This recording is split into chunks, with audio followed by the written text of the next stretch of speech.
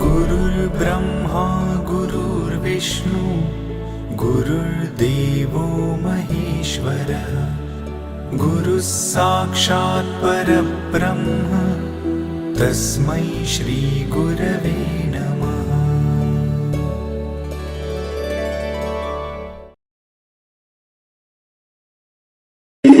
એવા આરુણીની વાર્તા જોવાના છે, તો ચાલો જોઈએ આરુણી। પ્રાચીન સમયની આ વાત છે। એક જંગલમાં આયોધૌમ્ય ઋષિનો આશ્રમ હતો। એ આશ્રમમાં ઘણા શિષ્યો વિદ્યાભ્યાસ કરતા હતા। એ બધા શિષ્યોમાં પાંચાલ દેશનો આરુણી નામનો એક શિષ્ય હતો, જે ખૂબ જ તેજસ્વી, સાહસી અને આજ્ઞાકારી હતો। ધૌમ્ય ઋષિને આરુણી પ્રત્યે વિશેષ પ્રેમ અને વિશ્વાસ હતો। આશ્રમના મહત્વના કામોની જવાબદારી આરુણીને સોંપવામાં આવતી। ધૌમ્ય ઋષિના આશ્રમમાં સરસ મજાના બગીચાઓ અને આસપાસના વિસ્તારોમાં ખેતરો હતા। બધા શિષ્યો પોતપોતાની જવાબદારી ઉપાડી એમાં કામો કરતા। એક દિવસે મધ્યાહન પછી સાંજના સમયે ધૌમ્ય ઋષિ અને બધા શિષ્યો આશ્રમમાં ભેગા થઈ ચર્ચા કરી રહ્યા હતા। ત્યારે અચાનક આકાશમાં કાળા વાદળો છવાવા લાગ્યા અને વીજળીનો કડકડાટ થવા લાગ્યો અને ધીમે ધીમે વરસાદના છાંટાઓ પડવા લાગ્યા। ત્યારે ધૌમ્ય ઋષિને ડાંગરના ખેતરની ચિંતા, સંગ્રહેલું પાણી બધું બહાર વહી જશે અને પાકને નુકસાન થશે। તેથી ધૌમ્ય ઋષિએ આરુણીને પાસે બોલાવીને કહ્યું, બેટા આરુણી, તું આપણા ડાંગરના ખેતરમાં જઈને જોઈ આવ કે પાડ બરાબર છે કે નહીં। જો કદાચ વધુ વરસાદ આવે તો ક્યાંક પાડ તૂટી ન જાય તેની ચકાસણી કરી આવ। જેવી તમારી આજ્ઞા ગુરુદેવ। એમ કહી આરુણી તો પાવડો સાથે લઈને ડાંગરના ખેતર તરફ જવા નીકળે છે। ત્યાં તો વરસાદનો વેગ વધવા લાગ્યો અને ધોધમાર વરસાદ વરસવા લાગ્યો। આરુણી તો ખૂબ ઝડપથી દોડવા લાગ્યો અને દોડતા દોડતા ડાંગરના ખેતર પાસે પહોંચી જાય છે અને ત્યાં જઈને જુએ છે તો પાણીના વહેણથી પાડમાં એક બકાલું પડી ગયું હતું અને એમાંથી પાણી ખેતરની બહાર નીકળી રહ્યું હતું। તેથી આરુણી તો તરત પાવડા વડે કચરો અને માટી ભેગી કરી પાડ બાંધવા મંડી જાય છે। પણ ધોધમાર વરસાદના કારણે પાણીનું વહેણ વધવા લાગ્યું અને પાડ તો વધુને વધુ ધોવાવા લાગી। આરુણી તો વધુને વધુ માટી ભેગી કરી પાડ પર નાખવા લાગ્યો, પણ એ બધું પાણીના વહેણમાં વહી જતું હતું અને પાણી તો ખેતરની બહાર નીકળવા લાગ્યું।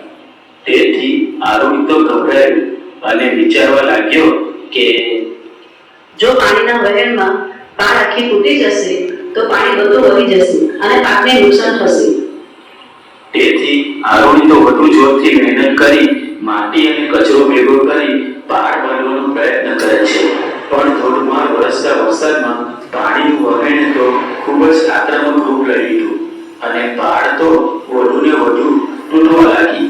તેથી આરુણી તો ખૂબ જ ગભરાઈ જાય છે અને પાણી રોકવાનો કોઈ જ ઉપાય ના મળતા આરુણી તો જાતે જ તૂટેલી પાડ પર આડો પડીને સૂઈ જાય છે અને ખેતરમાંથી વહી જતું પાણીને અટકાવે છે। આમ ખેતરમાંથી વહી જતું પાણી અટકી જાય છે।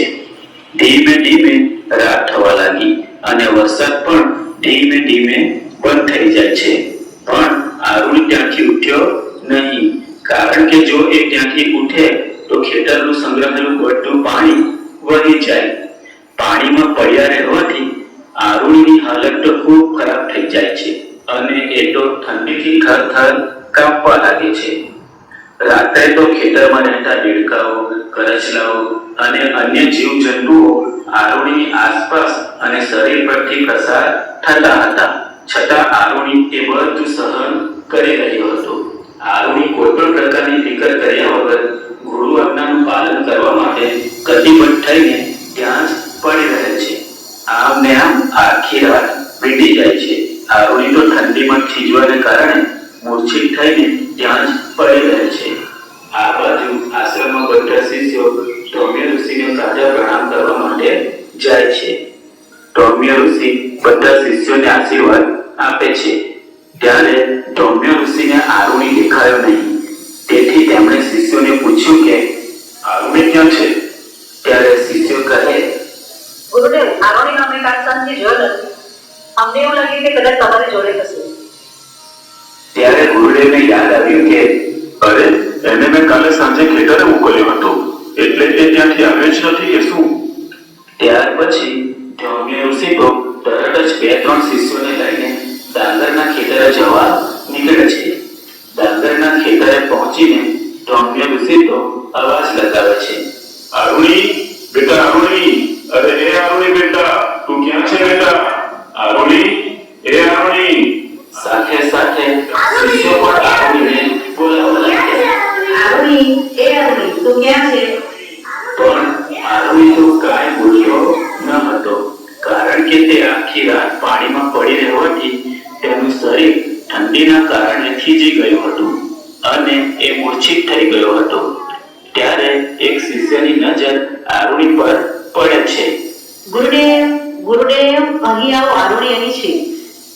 ધૌમ્ય ઋષિ અને બધા શિષ્યો આરુણી પાસે પહોંચી જાય છે અને જુએ છે તો આરુણી ખેતરનું પાણી રોકવા માટે પોતે જ પાર બનીને આડો પડ્યો હતો.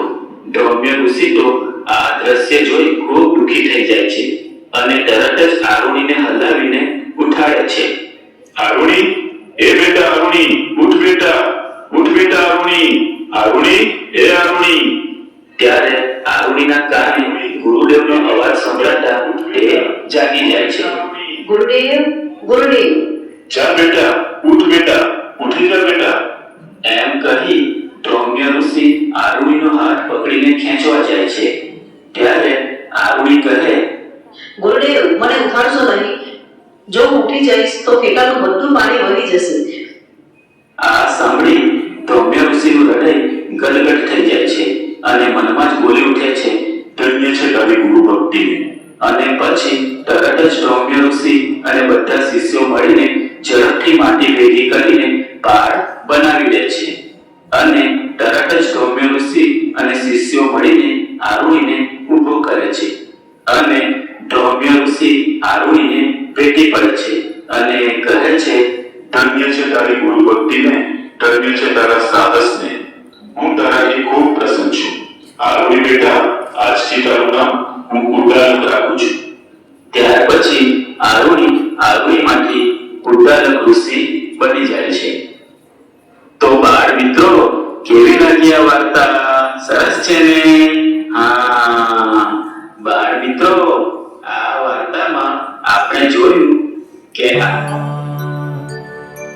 गुरु साक्षात् परब्रह्म